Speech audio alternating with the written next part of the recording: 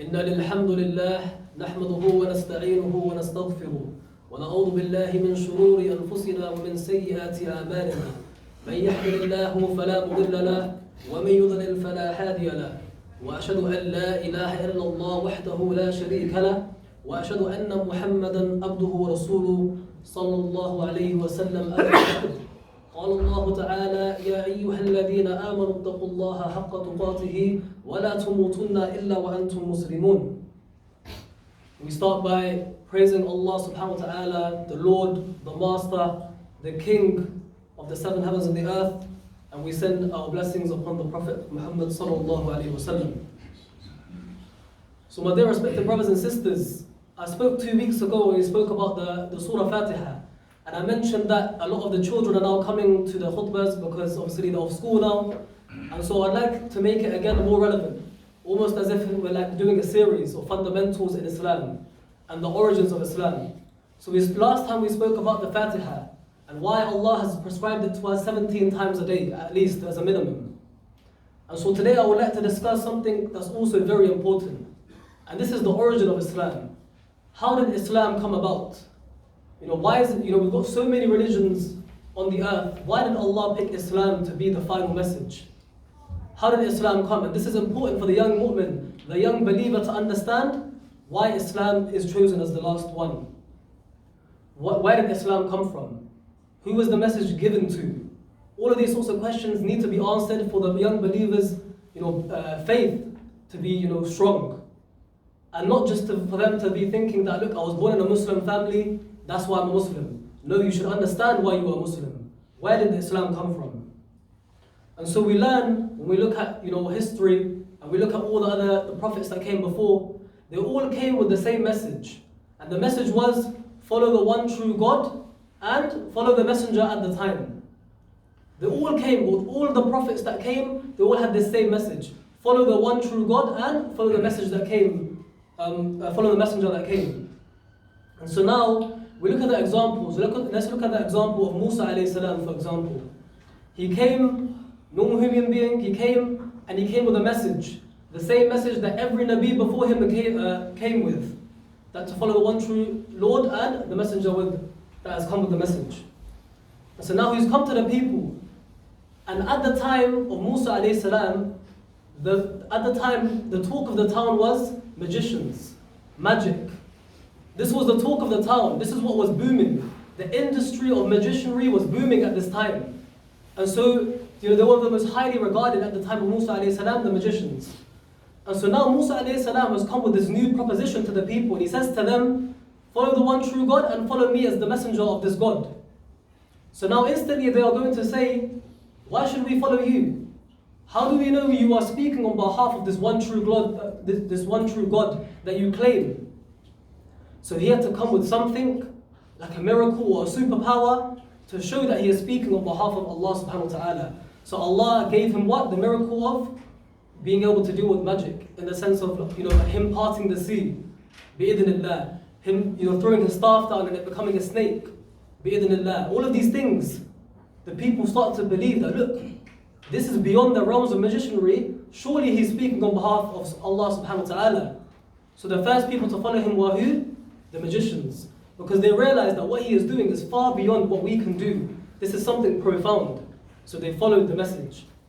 But what would happen is, everyone will start following the message and the messenger, and when that messenger would pass away, the message would become corrupted. People will start inserting their own ideas, and the original message was then lost. And then what would happen? A religion is born. In this case, Judaism was born. So the original message is now lost and it's been corrupted now. And then what happens? Allah subhanahu wa ta'ala sends another prophet now to resurrect the original message now. So the original message, for it to be now resurrected, he sends another prophet. So now let's look at, for example, Isa alayhi salam. He's now returned to resurrect the original message. Follow the one true Lord and follow the messenger at the time. So now, what was the industry at that time? What was the talk of the town during Isa alayhi salam's time? It was the time of medicine and healers and medics and doctors. This was the industry at the time. This was the talk of the town. And so Isa alayhi salam, to prove to the people that he is speaking on behalf of Allah subhanahu wa ta'ala, what would he do? Allah gave him miracles to show that he is speaking on behalf of Allah subhanahu wa ta'ala. Showed him miracles. He showed people miracles, for example, curing the blind, curing the leper. All of these things showed the people that he is speaking on behalf of Allah subhanahu wa ta'ala, and this was like a miracle to show the people as evidence. And so who were the first people to follow him? It was the medics, the doctors, because they realized that what he is doing is beyond the realms of healing. So they were following him at the time. And then of course we know the story. We do not believe what the Christians believed, where Allah would allow his messenger to become humiliated. No. We do not believe this. Rather, we believe Allah rose him up and he will return back one day, Isa alayhi salam. So, when Allah subhanahu wa ta'ala rose Isa alayhi salam up, what happened is, again, people would corrupt the message again, the message would become contorted, people insert their own ideas, and the original message is then lost again. So now, this is evidence for Allah subhanahu wa ta'ala that look, the miracle, like for example, me and you today, we can say, oh Allah, I didn't see Musa alayhi salam part the sea. Oh Allah, I didn't see Isa alayhi salam cure the blind people. We can say this is Disney stories, for all we know. So Allah, in His wisdom, He said that the next prophet, the last prophet that I'm going to send, the same miracles that he came with, you can still see this miracle today. Not just for the people at the time, but the same reason someone will become Muslim 1400 years ago is the same reason someone will become Muslim today. And so this was evidence for Allah that this next prophet has to be someone that comes with a miracle that we can still see today. And so He sends His beloved Prophet Muhammad sallallahu alaihi wasallam. And what was the talk of the town at that time? At the time of Nabi sallallahu alaihi wasallam, what was the talk of the town? It was the poets. Poetry was booming. The industry of poetry was booming. The soothsayers. And so Nabi sallallahu alaihi wasallam, when he was coming out with these verses from the Quran, they were, even the best poets in the town, they were thinking there's something profound in these words. To show that he is speaking on behalf of Allah subhanahu wa ta'ala, this miracle of being able to speak the Quran, even the poets knew that this is far beyond what we can do. So they were the first people to follow him, and then after that, the other people followed. And so now this miracle, you may say, the young believer may say, what is this miracle? Isa alayhi salam, he could cure people. Musa alayhi salam, he could part the sea. What is the miracle of Muhammad sallallahu alayhi wa sallam? And this miracle is still here today with us, that we can still see. The same reason someone will become Muslim 1400 years ago is the same reason someone will become Muslim today. What is that miracle? It is the Quran. The Quran is the miracle. And the Quran, Allah puts two falsification tests. Falsification test is something that if you were to disprove a theory, you can bring forth this reason.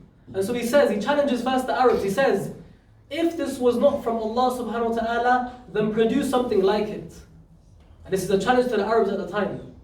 Produce something like it. This challenge has not been met. But for someone like you and I, who perhaps are not Arab, we're not as well spoken in the Arabic language, you may be thinking that, Allah, this is not a fair test. So Allah gives us another falsification test. He says, okay, if this book was written by any other than me, then Allah subhanahu wa ta'ala, then inside it you would have many contradictions and error. And still to this day, no one can find one contradiction and no one can find one error in the Quran. And this is the miracle of the Quran. And also its preservation. Not one word has been changed in the Quran from 1400 years ago. The preservation of the Quran. And so this was the miracle that Muhammad sallallahu alaihi wasallam came with. And Muhammad sallallahu alaihi wasallam is the seal of the prophets. There's not going to be no prophets coming after him. No more prophets are coming after him. He is the seal of the prophets. And it's important to understand this, especially for the young believers, to understand how did Allah allow the origins of Islam to come about. All the prophets all came with the same message. Follow the one true Lord and the messenger that comes at a time. And Muhammad sallallahu alaihi wasallam is the seal of the prophets.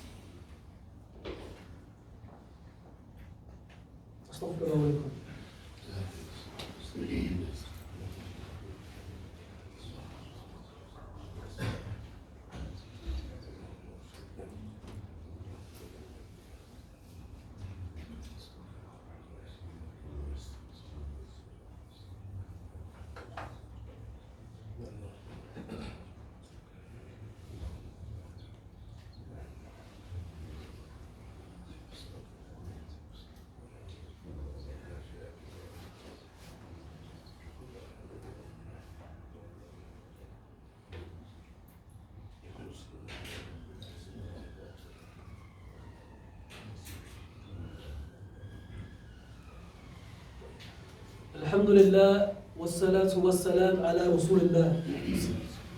So we have spoken in the first half of the khutbah about the origins of Islam. And this man, Muhammad sallallahu alayhi wa sallam. But for the young believer, you may be thinking that, okay, I always had this name a lot.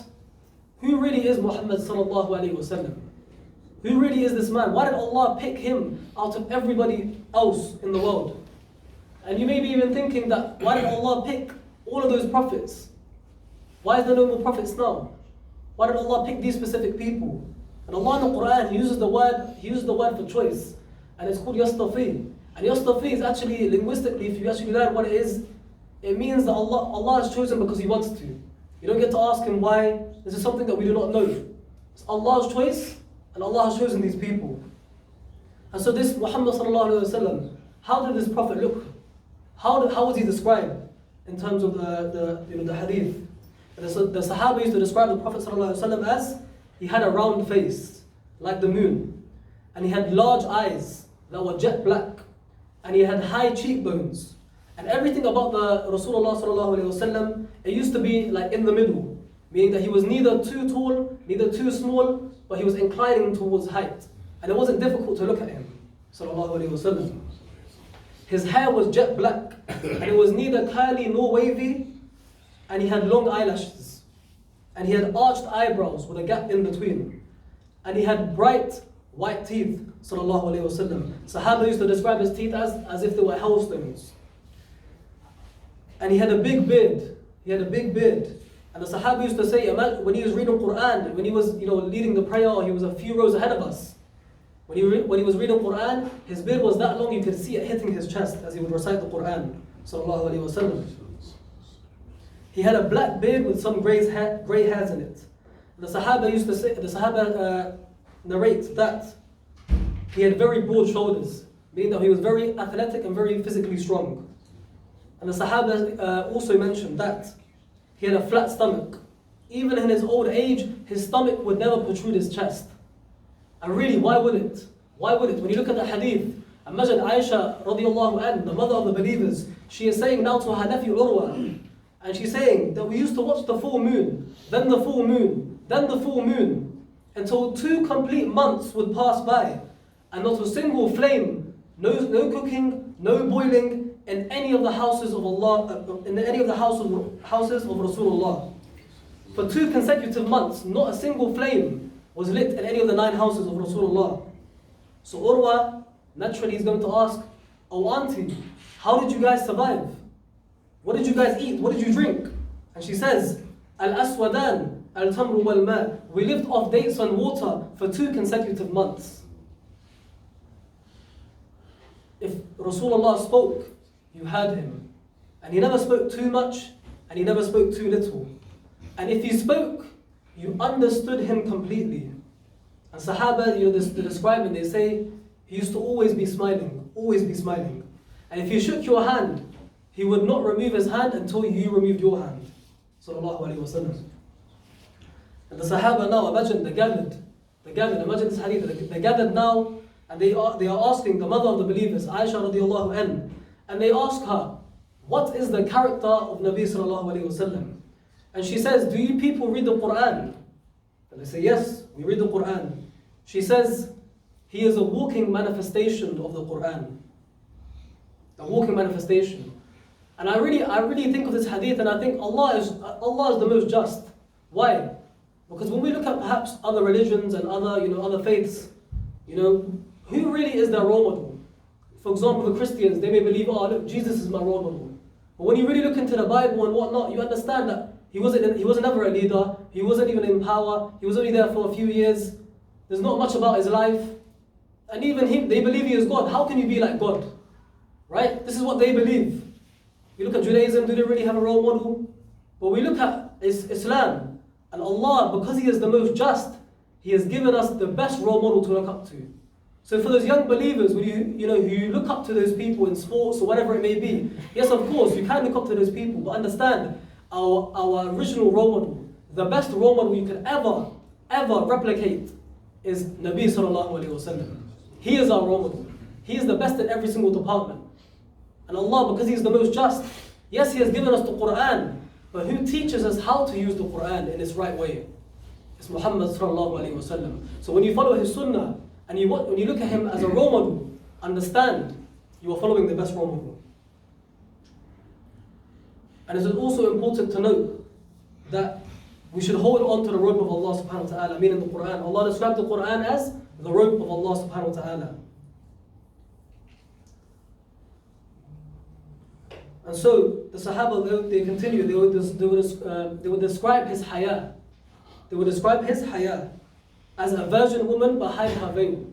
Now when we think haya, a lot of us tend to think that we have negative connotations. Maybe this person is shy, and there's not actually an English word that can translate haya in the English language in its proper meaning. And so some of us, when we think of haya, we start thinking these things are, we start maybe laughing a little bit. If someone has haya, he's a miskeen. And we should not be thinking like this. Our Prophet ﷺ was described as a virgin woman behind her veil. That's how much haya he had. And when we think of that, we should not associate it with weakness. For our Rasulullah ﷺ was not weak.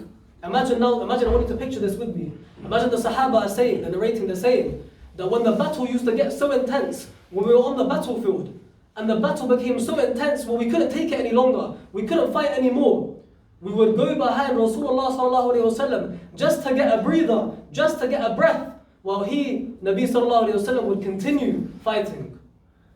Such was the power and the athleticism of your Nabi. So when you hear haya, do not associate this with weakness. Rather, this is something that we all should have. Haya. And Nabi sallallahu alaihi wasallam, like we mentioned, he is the best role model for us. The greatest father was Rasulullah. The greatest teacher was Rasulullah. The greatest leader was Rasulullah. In every single department, he was the greatest. In every aspect of life. And even the non-believers have acknowledged this. Imagine a man by the name of Michael H. Hart. He's written a book. And in this book, he talks about the top 100 people to ever set foot on the earth. And who does he put as number one? Muhammad sallallahu alaihi wasallam. And so it is important for the young believers especially, if you are going to look up to a role model, look at Nabi sallallahu alaihi wasallam. If you're going to study, who should really be my role model? Look at the seerah of Rasulullah. Now, we've spoken about Rasulullah, we talked about the origins first of Islam, then we talked about Nabi sallallahu alaihi wasallam. But what I found the most amazing is the love Rasulullah had for us. The love that he had for us. And there's a narration where, imagine Rasulullah now, the Sahaba, they're narrating now that sometimes when you look after someone's passed away, you look at signs of before they were passing away, what were some of the signs that they were going to leave us? And so now imagine Rasulullah is walking down into the Baqiyah, which is the cemetery next to the Masjid al-Nabawi. And he's now making dua for the dead people.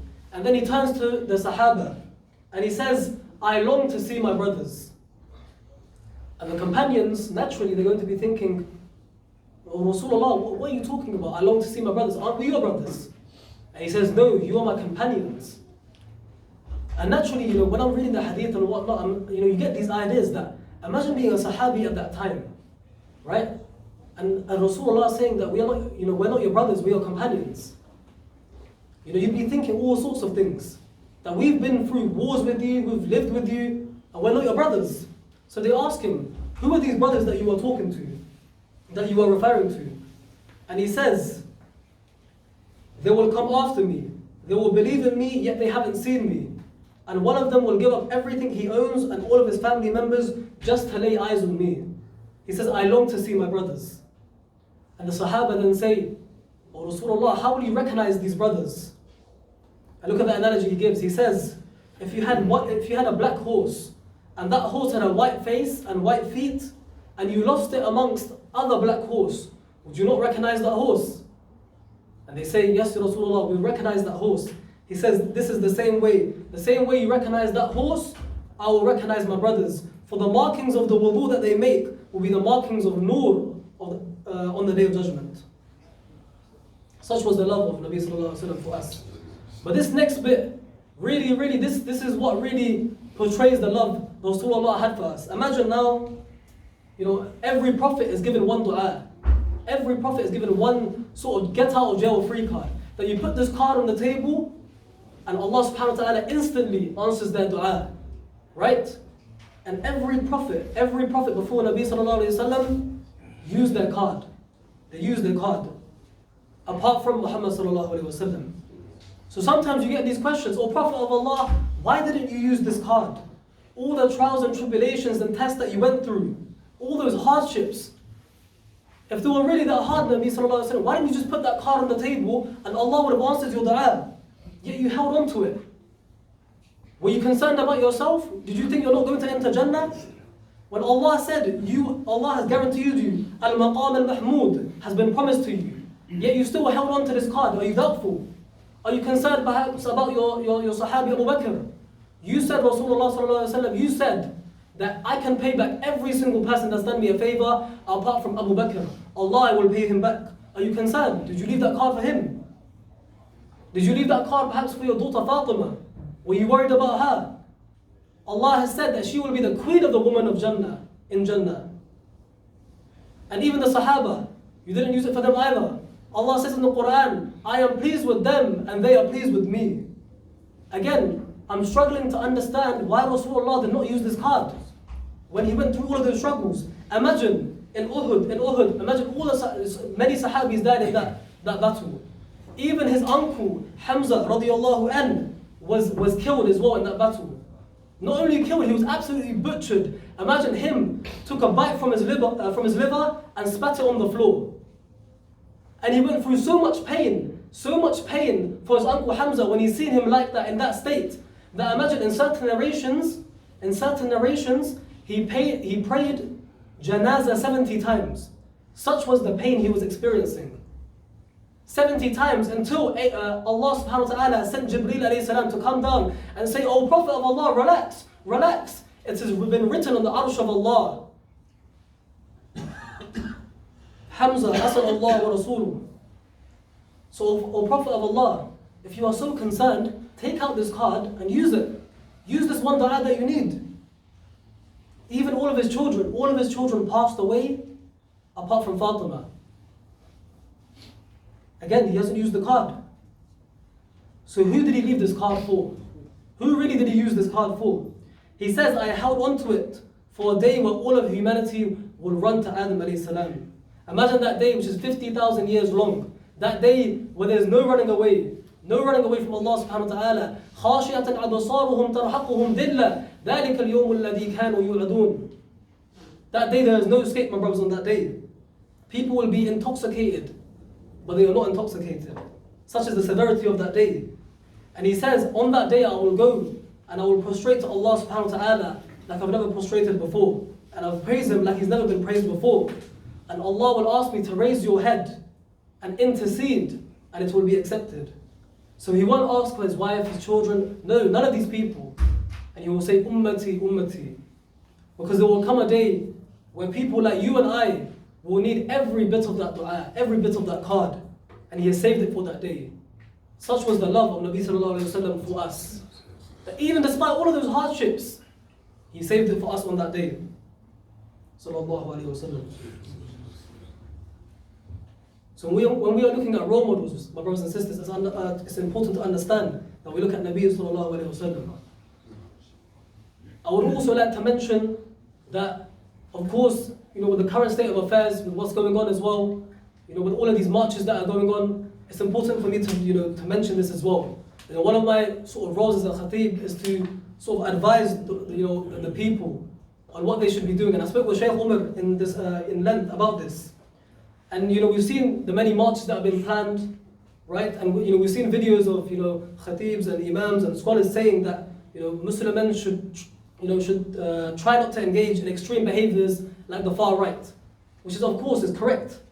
It's good advice, but I think a lot of them have missed out one very important advice. And one important advice that me and Shaykh Umar were discussing was that we should also have the right to self-defense. The far right, they've changed their stance in the sense that they've made this plan now where they've planned all of these marches, right? They've planned all of these all of these marches and they haven't turned up. It's like a different type of plan they've had. And so as Muslims in the UK, we are subject to the law, right? And the law states that we have the right to self-defense. And this is very important. It's an advice that a lot of us perhaps have overlooked. You know, we don't want people hiding away in their homes, fearful of the far right, fearful of what the unbelievers can do to us. Rather, we should not be like this. We should have the stance where that our Muslim women and children should have that confidence in us Muslim men to go out there with our heads held high in belief and strength. We should not be hiding away in our homes, thinking that, what if they attack me? All of these worries. We should come out, but not as the attackers, rather as the defenders. You know, even when I was talking to Shaykh Umar, we were speaking about how the black community in the 60s and 70s experienced similar things. Hate marches and trying to spread fear amongst the people. And what did the black community do at the time? They came out in their numbers and defended their community. Even the Asian community in the 70s and 80s in Southall, there was widespread fear, in particular at one point in time. And they came out in their numbers to defend the community. And so no, this is our time. This is our time now as Muslim men to go out with our heads held high and to not fear. Because what they are trying to do, they are trying to spread fear tactics amongst us. So it's very important to understand that when we go out there, we are going out as self-defense, not to attack, but to be the Muslim men that we should be. To hold our ground, that no one should spread fear amongst our community. Our children and women should be protected at all costs.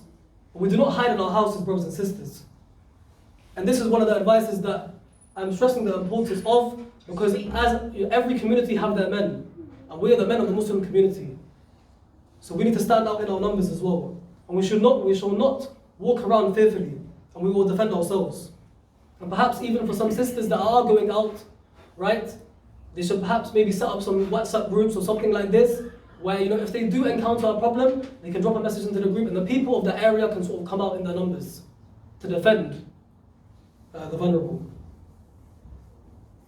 So to summarize the khutbah, we spoke about at the start, the origins of Islam, Nabi Sallallahu Alaihi Wasallam, our role models, right? And also, as Muslims, what is our role in the current state of affairs? What is our role as Muslims? So we made the ayah that Allah allows us to leave this place of Yawm al-Jummah, forgiven all of our sins. We made the ayah that Allah removes the oppression from our Palestinian brothers and sisters. And we made the ayah that Allah allows us to replicate the sunnah of Rasulullah sallallahu alayhi wa sallam. اللهم صل على محمد وعلى ال محمد كما صليت على ابراهيم وعلى ال ابراهيم انك حميد مجيد اللهم بارك على محمد وعلى ال محمد كما باركت على ابراهيم وعلى ال ابراهيم انك حميد مجيد واقم الصلاه